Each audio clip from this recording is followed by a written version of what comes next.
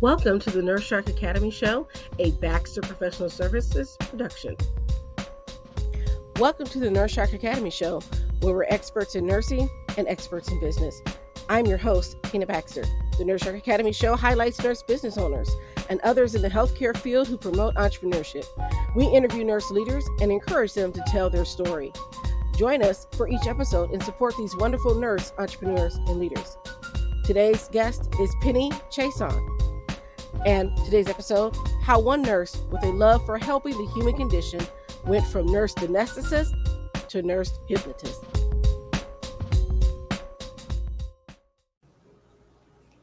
Welcome to the Nurse Shark Academy Show. I'm Tina Baxter, your host. The Nurse Shark Academy Show highlights nurse business owners and others in the healthcare field who promote entrepreneurship. We interview nurse leaders and encourage them to tell their story. Today we have with us Penny Chiasson. Did I say that correct? Yes, perfect. All right. Welcome to the show, Penny. Hey, you know what? I'm excited to be here, Tina, because I love to empower other people. And as nurses, we do such great things when we come together. Yes, we do. I've had a great time talking to nurses from all over the country. And so tell us a little bit about yourself. Let's get started with the first and most important question that we always ask. What made you become a nurse? Well, first, I had no idea I wanted to be a nurse. And I just had one of those fumbling moments out of high school. I got a 2-year degree. I thought I might want to be an eye doctor, and that felt kind of restless. So I decided to take a year off. And I was promoted to assistant manager at a Sonic restaurant. And 2 weeks in, I was like, absolutely no way. I had 3 aunts who were nurses, and one of them had been a nursing instructor. So I applied to every nursing school in the state, had no idea what I was getting into. I remember the day when they had us schedule right out of the gate, our criticals to do bed baths on each other. And I remember thinking, oh my God, what have I gotten into? I have to bathe somebody? So, I mean, it was really that, but what I found was that in my heart, I love to help people. And it was just God's intervention, you know. So tell me about your aunts, because I'm always curious. What influence did they have on you with nursing? You mentioned that you had family members. I just knew that they were all independent. I mean, they were married, but they were independent. And when I took that year off, I had been in a relationship that wasn't that healthy. And really the main thing that I learned in that 2 weeks as assistant manager was that was a lot of really hard work for very little pay. So what I saw in them was that they were educated. They were really sure of themselves, and they absolutely knew what they were doing. I mean, they were just confident in what they did. And I saw that and saw the financial independence along with that. And I guess really that was the biggest piece. One was a dialysis nurse. One was a supervisor and had been a nursing instructor when the charity hospital and nursing school had been open before they closed that. And the other one, that was the 3. And they just all did something different, even though they did the same thing. That's the beauty of being a nurse. We all do something a little bit different, even though we're all doing the same thing. Whether you're a bedside nurse on med surge, working in ICU, the pediatric nurse in the school, or a nurse entrepreneur, we're all still nurses. Right. So what was your first nursing job? My first nursing job, I took a job as a student nurse assistant when I was in nursing school, and through that process got into their externship program.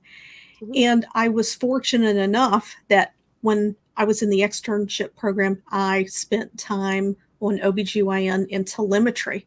I fell in love with cardiac. And because I had been in the hospital and had built relationships with people, I was one of the first group of 4 that was graduate entry into ICU. Oh, So I wow. had some beautiful mentors, and my first job was actually in a level 2 hospital in a combined ICU, CCU. Wow. And so that kind of gave you your love for cardiac. What was it about cardiac nursing that intrigued you out of curiosity? I love the EKG. I'm a little nerdy. Okay. I'm not a computer programmer or coder or anything like that, but I'm a little nerdy. And one of the LPNs would often sit and monitor tech at night. I worked the night shift. And as a student, she taught me about the EKG and arrhythmias.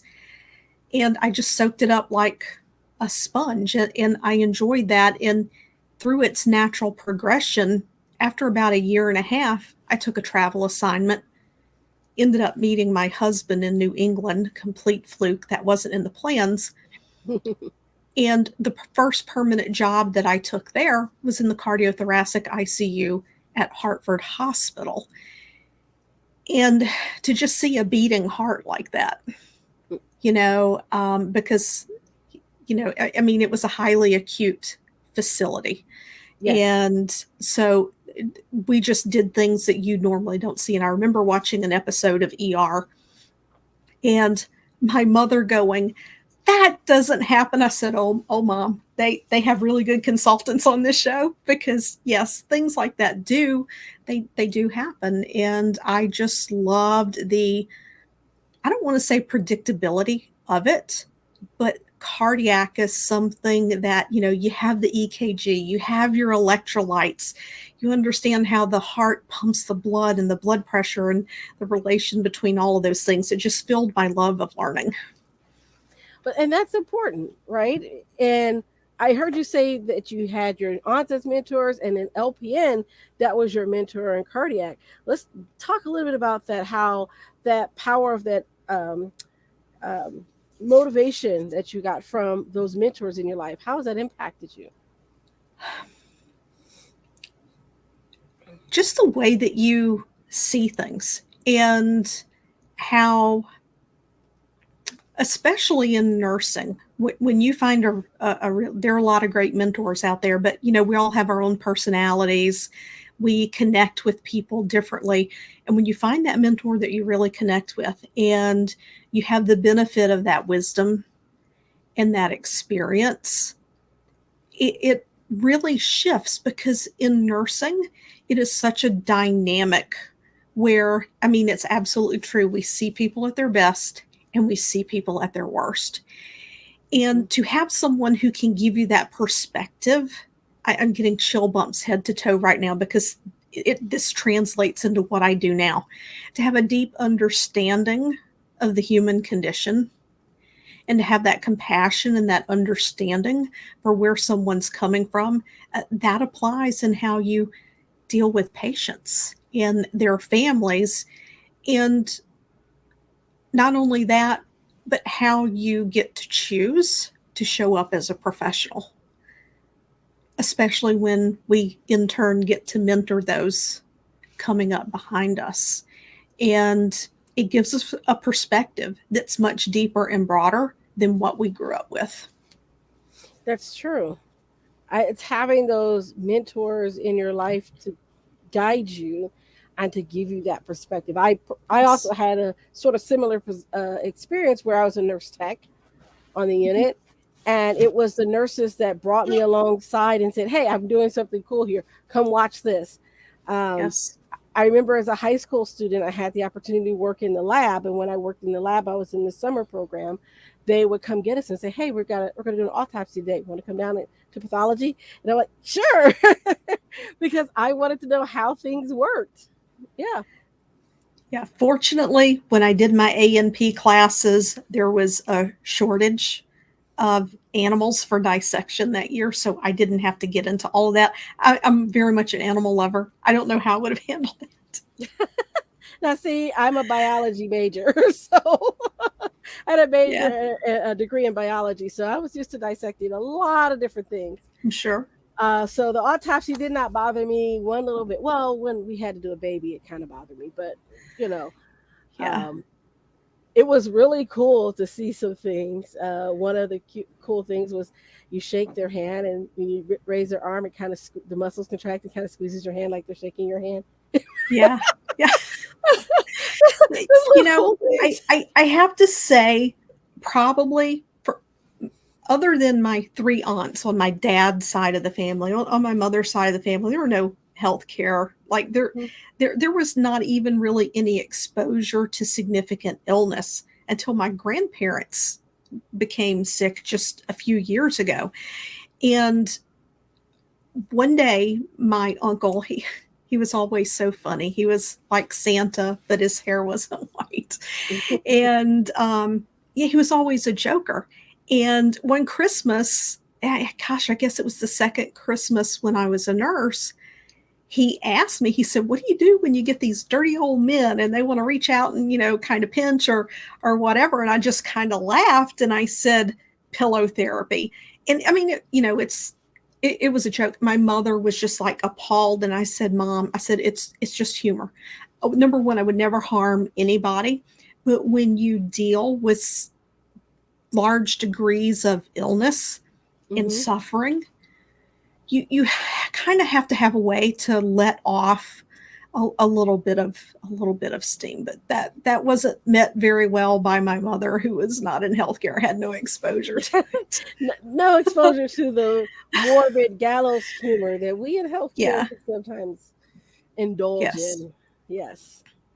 Yes, I thought it was really funny. After we got done dissecting in the lab, we would always go to lunch. It was like we were Hmm. starving, and we would sit there. Me and my friends, and we sit there. We're eating lunch. We're just talking about what we did in lab and everything.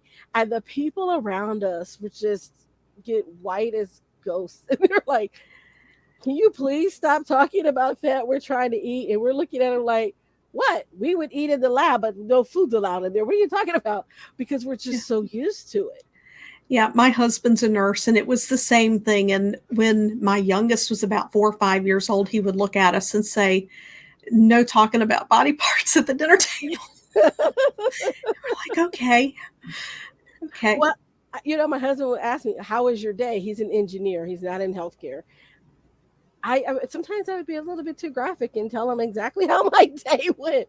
Well, the poop went here, the pee went there, the blood shot up there. You know. Yeah. Now, I don't, you're still practicing. I'm not. But what I found the last several, even though I worked in the OR the last 15 years, and in the last three of that in a level one trauma center where you just saw everything.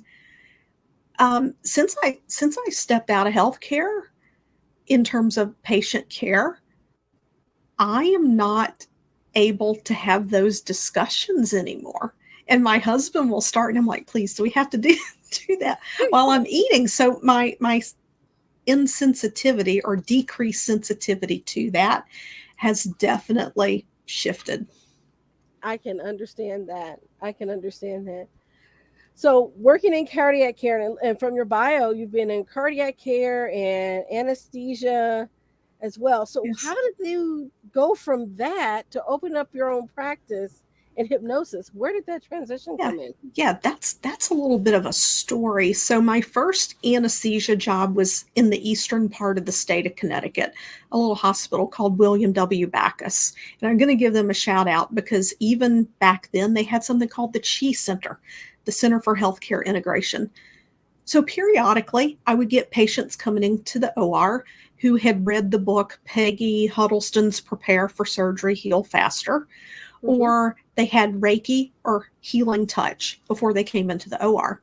And at Right. first, I thought it was a little weird. The Peggy Huddleston Prepare for Surgery, Heal Faster, they have a little piece of paper pinned to their hospital gown that says, "Read these statements 3 times as you put me under anesthesia, and then 3 times as, I wake up from anesthesia." And people would ask for things like, "I'm hungry for a strawberry, I empty my bladder, I'm wide awake." Like it would be simple things like that.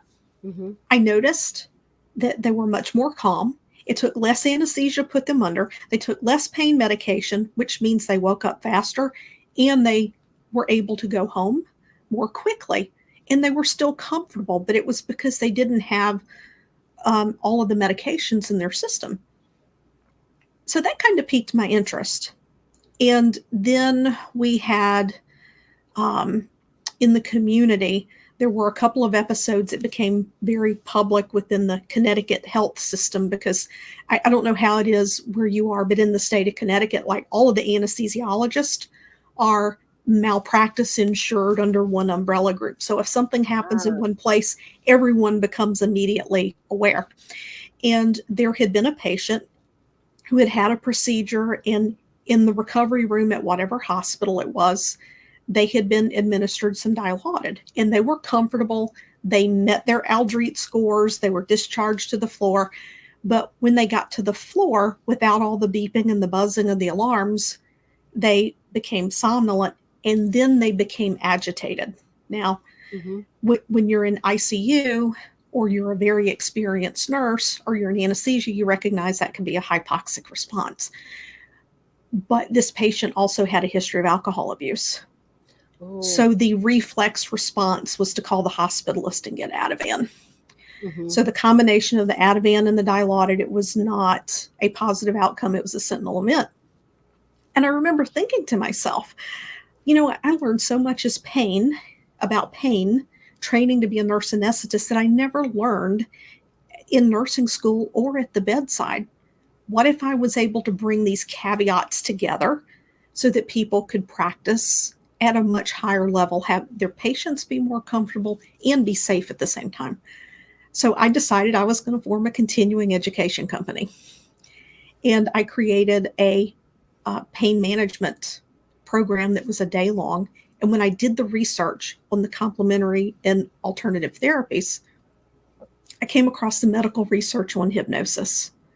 And there is a boatload of medical research on hypnosis. And I was like, my God, what is this? And it took me about 4 years to find a training I actually wanted to attend, because, as I mentioned earlier, I'm a little nerdy.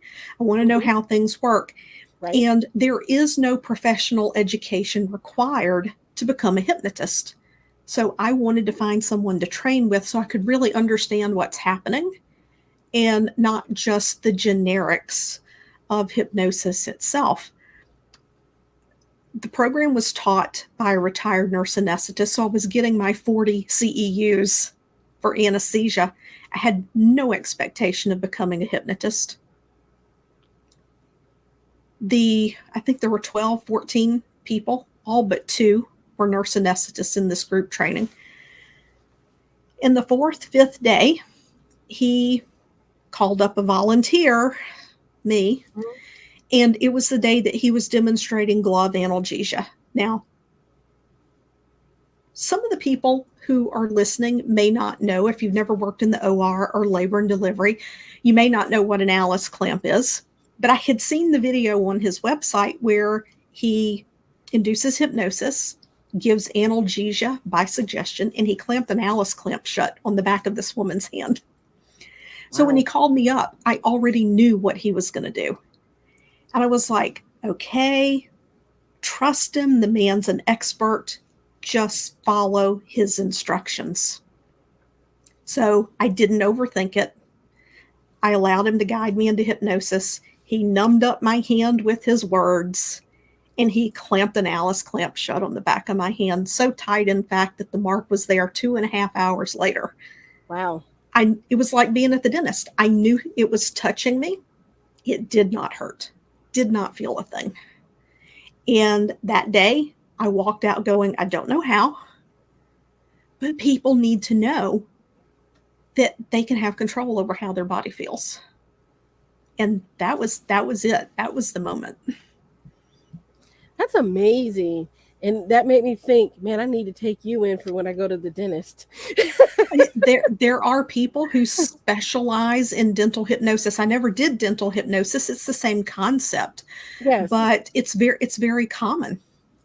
I I have a colleague that when she lived in Dallas, she actually had a contact with the dentist, and he and his hygienist would send her people all the time. That'd be wonderful, because I when I go to the dentist, sad to say, my dentist usually gives me an injection after numbing me topically. and then gives me gas and Yeah. relaxes me completely, and then put headphones on me so that I Yeah. can't hear the drill if they have to do a filling or replace the old filling or something like that. The drill Yeah. just makes my anxiety go up. So I can imagine someone going into surgery and having a similar experience, because I kind of do that when I go into surgery. I know Yeah. I'm going under anesthesia, and I give them my instructions. When I Yeah. wake up, make No, sure you no sit me offense to them. I've worked with many wonderful anesthesiologists, but you how the healthcare community is, right? When we go in for a procedure, we ask one of our peers to take care of our family members or whatever. One day, my chief anesthesiologist came in. He goes, "My wife wants to talk to you."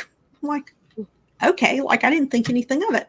And I called her and she's like, she knew I was a hypnotist. She had Mhm. experienced hypnosis. She said, "I'm coming in for a procedure and I want you to give my anesthesia." And it really miffed the other partners, right? Because they thought, sure, with it being a physician's wife, another physician.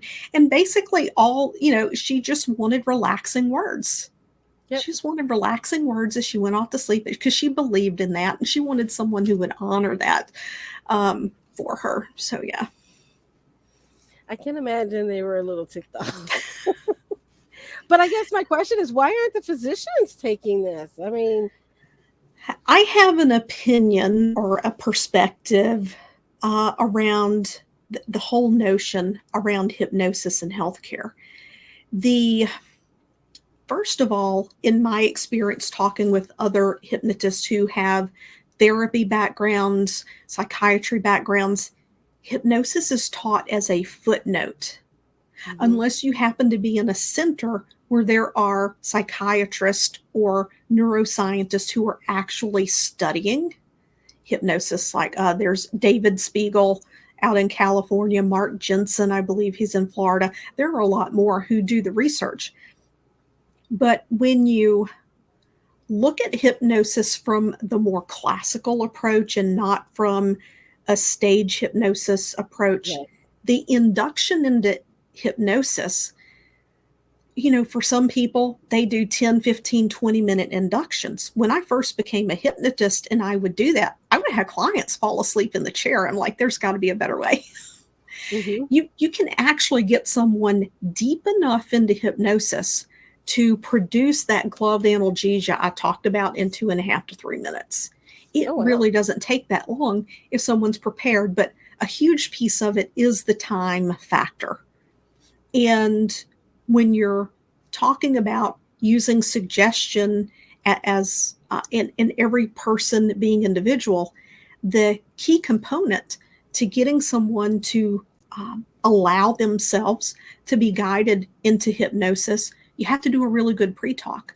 I mean, if you've watched TV, the movies, hypnosis gets a bad rep in the way yes, that it's, the glamorous way that it's portrayed on TV.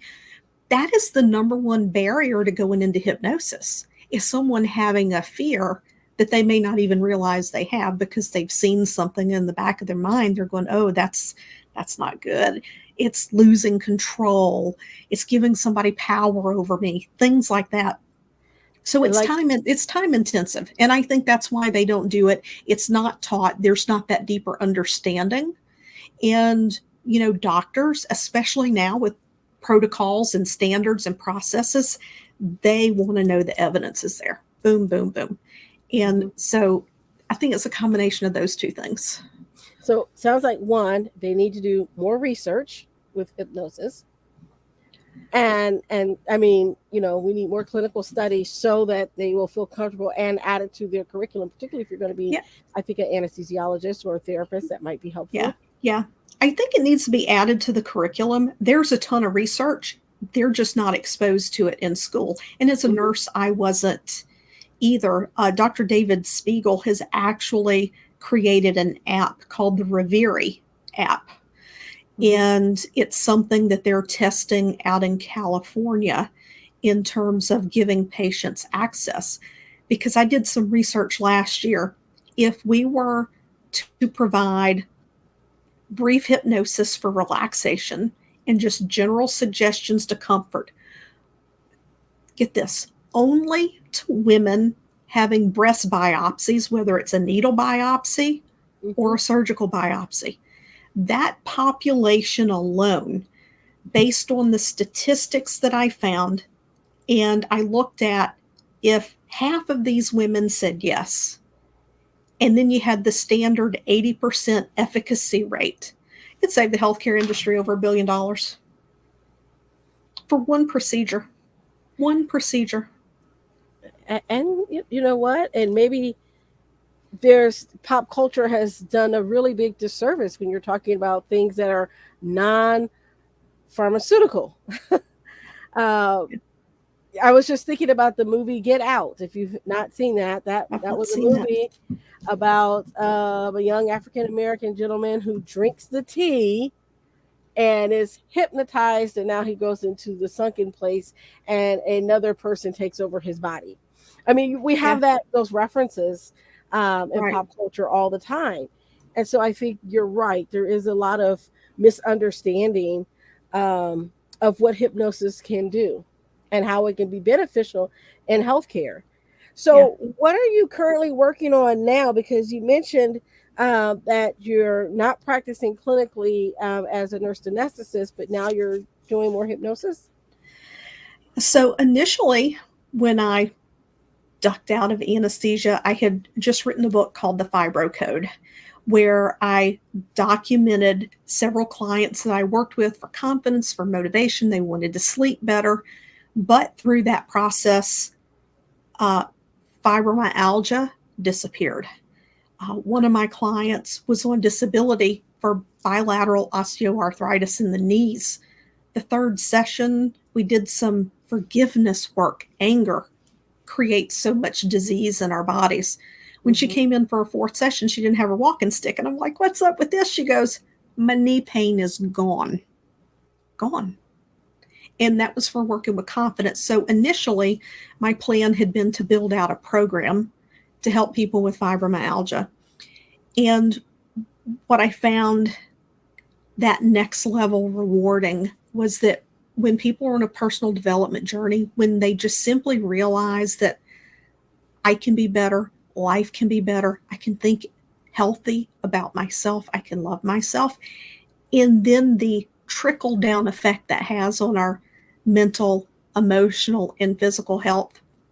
That's what I do now. I work with highly successful people, motivated people, driven people to have that true confidence inside of themselves, to be at peace with themselves. And then that allows them in whatever work that they do to go out and have an even greater positive impact. I do still once in a while will take someone on dealing with a physical issue. I just took on a client in February pro bono for permission to write up her story because her father pays for her to travel halfway around the world to get alternative treatments that are not available to her here in the US. And she has gone from bedbound to walking.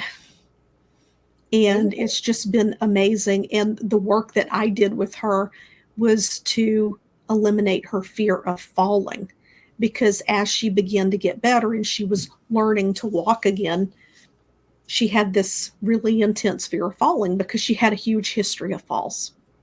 Gotcha. And we wrote that up. That went into the National Guild of Hypnotists Journal of Hypnotism in June. I wrote up a brief case study and have a video over on YouTube. To those of us who are in healthcare, we notice the difference more so than someone who is not in the field to know the impact of the subtle changes. But she had has idiopathic cerebellar ataxia. So I still do those things once in a while. That's great. That's great. And so when you started your business and you started out on your own, what were some of the obstacles that you had as a business owner? Because it's different when you're working for a hospital or a clinic, or you're your employee. But now that you're the business owner, what were some of those initial obstacles? Yeah, so the initial obstacle, because I started part-time, I was building the business while I was still working, was not having any clue what in the world I was doing, right? I didn't know anyone who was an entrepreneur. I knew other hypnotists who ran practices, and the advice was, oh, just throw everything at the wall and see what sticks. Well, when you don't have funds or cash, or you don't want to take out a loan to figure those things out, that means things are a little bit slow. And you're doing a lot of things yourself. And about 9, 10 months in, I reached out to another hypnotist. She had been a software engineer and left that to become a hypnotist. Oh, wow. And she's very successful. And I reached out to her. I'm like, hey, can you point me in the right direction? Do you have any advice? And she said, she sent me a very nice video, spent 4 or 5 minutes talking me through what I was asking. She said, but you would really benefit from a business coach. So if you're starting a side hustle, what I would do is be very discerning. In other words, don't hire the first person you meet, but be very discerning and find someone who is in a similar field of what you want to do, whether it's affiliate marketing or multi-level marketing or a practice like I have. Find someone who's done it before. They've worked out the kinks and they can help you to avoid the mistakes. That's number one. The second biggest struggle, go ahead, I'm sorry. I was going to say that's great advice right there, is save time by finding people around you Yes. that can help you get to where you want to go. Yeah. Don't get business advice from your family members, your friends. They don't get it. Yes. If they've never run a business, I mean, they love you, but they don't get it. And when I left to go full time, the biggest thing to get over was going from knowing that paycheck was showing up every 2 weeks to learning to deal with the natural ebbs and flows and cash flow until you build up that baseline of revenue. I mean, it's truly like riding the Superman coaster at Six Flags. That is at Six Flags, right? Not even sure.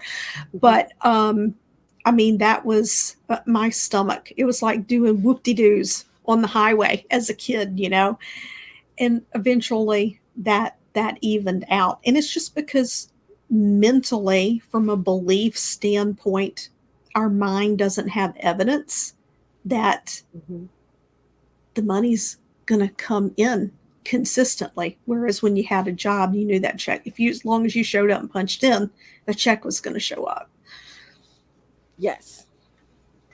That's a big transition. That's a big transition for every entrepreneur, is going from that, I have that safety net, insurance, PTO, paid time off, so I can take off and still get paid. When you're an entrepreneur, particularly a solopreneur, you may not have that unless you build it into your business model. Yeah, when you're brand new to it, you're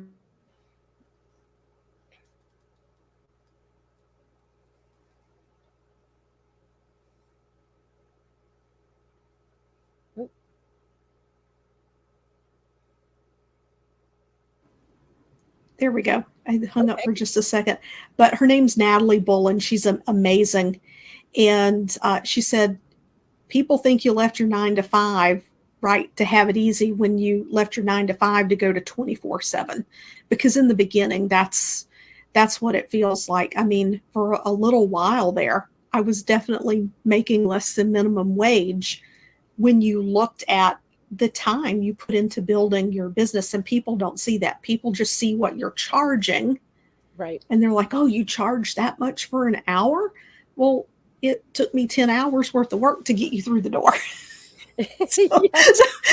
so that's for 11 hours of work. Thank you. Yep. That's getting everything prepared for you. I yes. I get the similar when I, as a business coach, it's like, well, but you see, there's things that I do in the back end before I even meet with you to prepare for the meeting. Yeah, and there's the marketing. Yep. And everything that goes into it. People don't magically show up. It would be nice if they did, but they don't. Wouldn't it be great? Hang out your shingle and business just comes in. But that's why I have this show, because I think so many people don't know the different things that nurses can do. Nurses don't know how they can become business owners. And I thought it'd be great to have other nurses come and tell their story. So thank you. Yeah, yeah. You're welcome. In terms of like with hypnosis, nurses can implement that a lot of ways because there are people who specialize in hypnobirthing. You could specialize in pain if you're, maybe you work with a psychiatrist or a psychiatric nurse practitioner in on referral. If they are referred and the provider deems that it's appropriate, you can work with people who deal with anxiety and phobias and all of these different things. So there's a lot of flexibility with hypnosis as an option for sure. And being a nurse automatically increases your credibility for referrals. Oh, that sounds great and wonderful. So I'm going to ask you, is there one last piece of advice that you would give a budding entrepreneur? What would you tell them? This is something that I see often or saw often in my business that my clientele, it's shifted out of that. But if you're deciding to go into entrepreneurship, it can feel exciting and wild and crazy and invigorating to just maybe quit your 9 to 5 and go into your nurse entrepreneur role, whatever that may be. It still may be healthcare related. Make sure you have that financial bridge. If that financial bridge is not there, it puts immediate downward pressure on you to perform. And that downward pressure will lead to making decisions out of, oh my God, I have to make ends meet, instead of this is the next best step for my business. It's making sure you don't enter into that spirit of desperation. Exactly. And that's where you can make wrong decisions, like accepting a partnership with someone that maybe you should not be in business with. And maybe accepting a client that you really don't want them to be your client, and they end up being a problem for you later on. That can be a huge one. I learned in 2020 a really big lesson, and I actually had to let a client go. But the energy shift in my business when I let that client go was so dramatic. I signed 3 clients in their place within like a week and a half. There you go. Right. Yeah. But you have to get out of that fear. And with that downward pressure creates that fear. Yes. Yes. Well, if any of our listeners want to work with you, how do they get a hold of you? And I understand that you also have a promotion. So probably the easiest way to catch up with me is on Instagram at penny.chiasson. DM me. I always have a lot of different things going on. I may or may not be doing another training this year. I'm thinking that's part of my business. It's going to be phasing out, but you never can tell. Mm-hmm. And yes, I do have a freebie. I have 2 of my most classic hypnosis audios that people rave about. A couple of years, there was a nurse practitioner in Connecticut. I just sent her the direct links because back in the day, I would burn CDs, and she would periodically reach out to me and want to buy CDs that she would give to her patients because she loved these 2 hypnosis audios. So I finally sent her the links. I said, just give your patients the links and just let them download them because I'm not burning CDs anymore. So you can get that at pennychiasson.com/relax. Well, thank you. That's very generous of you. And that, again, is pennychiasson.com. Relax. Yes. All right. Well, that ends today's show. I want to thank you for coming on, and thank you to everyone that is listening. Please, if you're watching us on YouTube, don't forget to subscribe and leave us a comment. And if you are listening to the show via podcast audio, go to Podbean, and you can get our podcast wherever you get your podcasts from Apple, Spotify, wherever. And as always, tune into the Nurse Shark Academy show and share and like our content. As well as we always take referrals. So if you know of a nurse and a nurse business owner, let us know, and then we'll be happy to have that person on our show as well. Don't forget to check out the nurse-shark-academy.biz, where you can also get in contact with our coaches. Thank you, and have a great rest of your day and enjoy. Thanks for listening. Attention nurses, looking to take your nursing knowledge and turn it into a viable business? Ready to take action but don't know where to start? Join the Nurse Shark Academy. We support nurses as business owners and leaders. We offer career and entrepreneurial coaching for nurses or other healthcare professionals. Whether you're a brand new nurse, a seasoned health professional, or building a startup, join a community of support. Entrepreneurship can be lonely, but it doesn't have to be. Our career and business coaching services are designed to help you achieve the life work balance you desire. Our experienced coaches will help you identify and attain your career and business goals, enabling you to become more successful in both your personal and professional life. I'm Tina Baxter. I founded the Nurse Shark Academy because I believe every nurse is a hero on his or her own epic journey. Nurses are launching new businesses every day. You don't have to do it alone. Join the Nurse Shark Academy and get the support, training, and coaching that you need to launch your successful nurse business. Become a member at the nurse-shark-academy.biz. Thank you for listening to the Nurse Shark Academy show wherever you get your podcasts or watching us on YouTube. Don't forget to like and subscribe, and don't forget to hit the notification bell so that you'll know when all of our episodes come out. If you want further information, you can contact us on the nurse-shark-academy.biz.